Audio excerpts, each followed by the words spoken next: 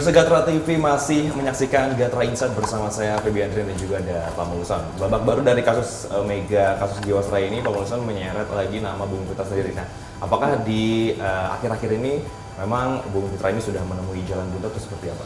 Ya, penanganan Bumi Putra seperti saya katakan tadi memang sudah lama gitu ya, sakitnya udah lama bahkan sejak zaman gitu ya, krisis ekonomi. Kemudian sekarang mungkin beberapa tahun terakhir mungkin sudah ada karena sudah terlihat adanya penurunan kinerja dan sebagainya. Kemudian ancaman bahwa ini juga akan meledak, tagihannya macet seperti itu.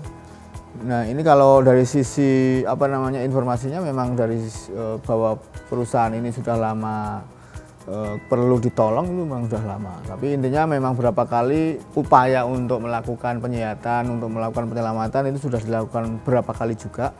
Yang terakhir soal dia ada investor yang datang masuk tapi ternyata gagal. Nah, ini juga perlu dilihat bahwa kegagalan upaya untuk penyelamatan ini adalah sesuatu yang kelihatannya seperti menyelamatkan sesuatu yang berat. Nah, ini pekerjaan rumah pemerintah, karena itu kita lihat bahwa ini perlu adanya penanganan khusus kalau begitu. Oke, lantas untuk kedepannya mungkin langkah-langkah apa yang harus dilakukan oleh OJK, dan kira-kira apakah harus menunggu nih investor asing menyuntikkan dana kepada Bumi Putra ini? Ya, kalau sebenarnya OJK sudah melakukan langkah-langkah perbaikan, cuma memang karena tadi ada ada aturan atau bentuk format perusahaan ini kan, Bumi Putra ini kan perusahaan bersama.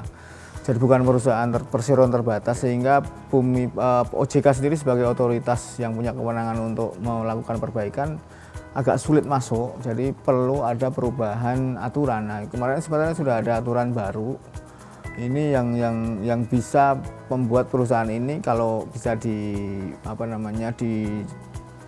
gitu ya, diubah jadi bentuknya sebagai perseroan terbatas. Ini nantinya harapannya OJK bisa masuk ke manajemen kemudian melakukan perbaikan di situ. Nah, kalau selama ini kan beberapa kali perbaikan ini dilakukan dengan membuat anak usaha tapi dijual lagi, tapi ternyata juga nggak terlalu tidak bisa menolong ternyata. Padahal itu juga diharapkan kalau dia anak usaha itu dijual kemudian ada untung, itu bisa untuk menutup kerugian. Tapi ternyata perusahaan anak usaha ini dijual murah, kemudian SDM-nya juga diambil, jadi ini malah menjadi lebih parah lagi. Nah, ini upaya-upaya yang OJK lakukan itu kita harapkan tidak salah lagi kalau dan jangan sampai salah langkah melakukan perbaikan ini. Ini harapan kita gitu.